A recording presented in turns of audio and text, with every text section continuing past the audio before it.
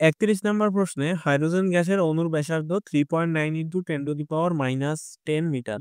প্রতি ঘন সেন্টিমিটারে অণু সংখ্যা দেয়া আছে 2.69 × 10⁻19। অণুর গড় মুক্তপথ নির্ণয় করো।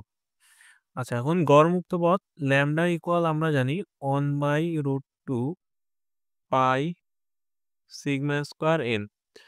এখন এখানে সিগমা হচ্ছে অণুর ব্যাস, আর অণুর ব্যাস দেয়া আছে, অণুর ব্যাসার্ধ দেয়া আছে 3.9 × 10⁻10। সুতরাং ব্যাস হবে 2 × 3.9 × 10⁻10 মিটার। এরপরে প্রতি ঘন সেন্টিমিটারে আমাদের অণু সংখ্যা দেয়া আছে n ইকুয়াল 2.69 × 10⁻19 পার সেন্টিমিটার কিউব। এখন এটাকে যদি আমরা পার মিটার কিউবে নেই, 2.69 × 10⁻19 × 10⁻6 metre cube per metre cube. এখান থেকে যদি ভ্যালুগুলো বসাই দেই তাহলে ল্যামডার ভ্যালু চলে আসবে 1/√2 × 2 × 3.9 × 10⁻10 এর whole square into 3.1416 into 2.69 × 10⁻25। Answer আসতেছে 1.37 × 10⁻8 মিটার।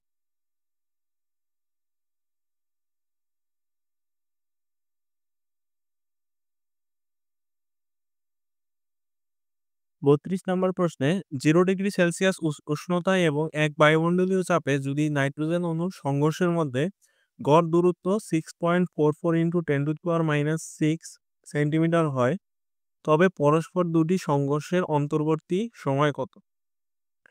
আচ্ছা, এখানে প্রথমত আমাদের গড় উষ্ণতা দেয়া আছে এবং গড় দূরত্ব দেয়া আছে। এখান থেকে সময় বের করতে বলছে। এখন আমরা জানি যে CRMS ইকুয়াল √3RT/m।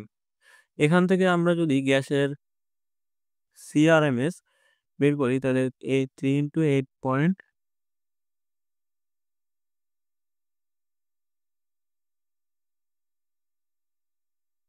আর নাইট্রোজেনের ভর দেয়া আছে 28, বা 28 গ্রাম থেকে যদি কেজিতে নেয় 28 × 10⁻³ ইকুয়াল হচ্ছে 493.13। এখন CRMS বেগটাকে যদি আমরা বেগের সাথে তুলনা করি, আমরা জানি যে সরণ S ইকুয়াল হচ্ছে VT। এখানে S দূরত্বকে রিপ্রেজেন্ট করে, V বেগকে রিপ্রেজেন্ট করে, আর টাইমকে রিপ্রেজেন্ট করে হচ্ছে T। এইটার মাধ্যমে যদি আমরা লিখি যে ল্যামডা ইকুয়াল হচ্ছে CT, তখন এইটা হচ্ছে আমাদের গড় দূরত্ব, C হচ্ছে বেগ, আর T হচ্ছে টাইম। সেখান থেকে টাইম ইকুয়াল হবে গড় দূরত্ব ডিভাইডেড বাই হচ্ছে বেগ। এখন গড় দূরত্বটা দেয়া আছে 6.44 × 10⁻6 সেন্টিমিটার। 6.44 × 10⁻6 সেন্টিমিটার, যেহেতু এটাকে মিটারে নিলে আরো 10⁻² ডিভাইডেড বাই হচ্ছে বেগ। বেগ আমাদের মিটার পার সেকেন্ডই আসছে, তাহলে 493.13। এখান থেকে যে অ্যান্সারটা আসবে সেটাই হচ্ছে টাইম।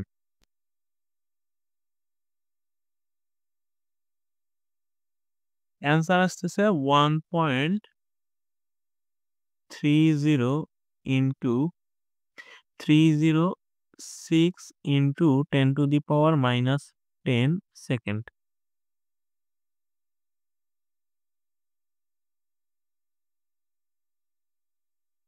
33 নম্বর প্রশ্নে বেনজিন অণুর গড় মুক্তপথ দেয়া আছে, একক আয়তনে অণুর সংখ্যা দেয়া আছে, পাশাপাশি বেনজিন অণুর ব্যাস নির্ণয় করতে বলা হয়েছে। এখন আমরা জানি ল্যামডা ইকুয়াল 1/√2 পাই সিগমা স্কয়ার এন। এখানে আমাদের প্রথমত গড় মুক্ত পথ বা ল্যামডার ভ্যালু দেয়া আছে। ল্যামডার ভ্যালু দেয়া আছে 2.2 into 10 to the power minus 6 centimetre. এটাকে যদি মিটারে নিই তাহলে 2.2 into 10 to the power minus 8 metre. এরপরে একক আয়তন অনুসংখ্যা n 2.79 into 10 to the power 19 per centimetre cube. এটাকে যদি পার মিটার কিউবে নেই 2.79 into 10 to the power 19 into 10 to the power 6 per metre cube. এখন ল্যামডা আর এন দেয়া আছে, অণুর ব্যাস বা সিগমা এই ভ্যালুটা বের করতে হবে। এখান থেকে তাহলে আমরা সমীকরণ যদি বসাই, ল্যামডা √2 পাই এন ইকুয়াল হচ্ছে সিগমা স্কোয়ার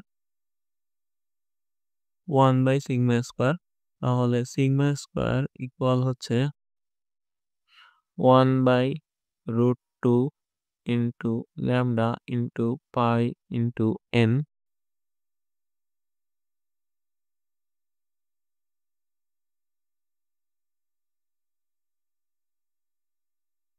ল্যামডার ভ্যালু হচ্ছে 2.2 into 10 to the power minus 8, 3.1416।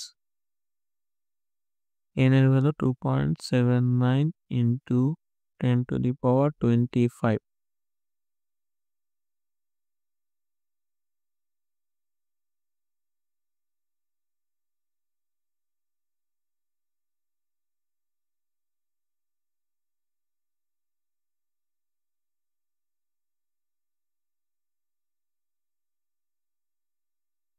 এখানে অ্যান্সার আসতেছে 6.055 into 10 to the power minus 10 metre.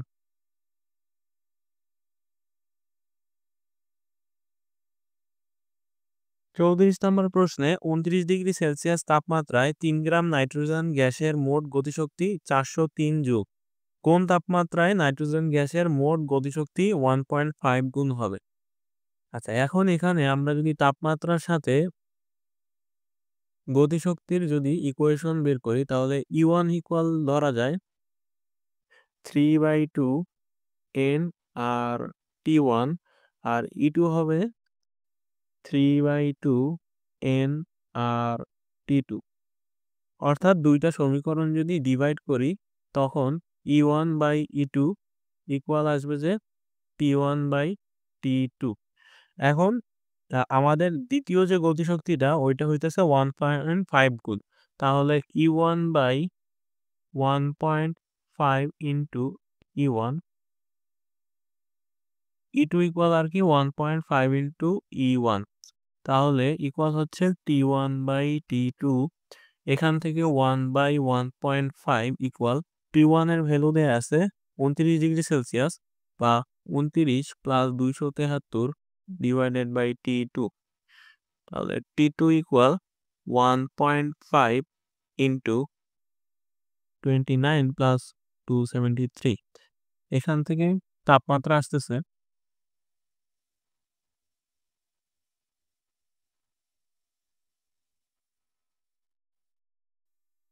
453 kelvin.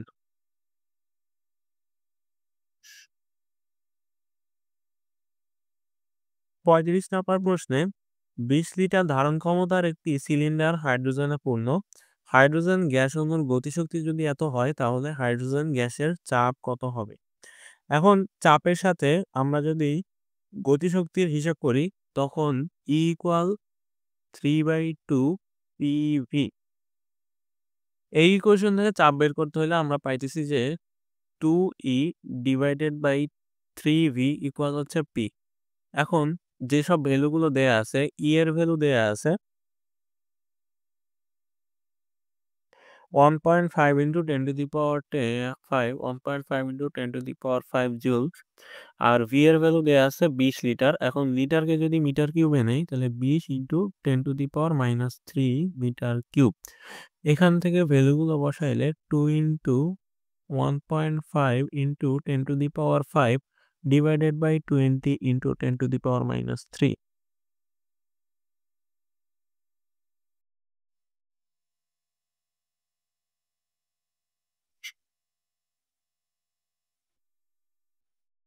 Answer আসতেছে 5 × 10⁶ প্যাসকেল।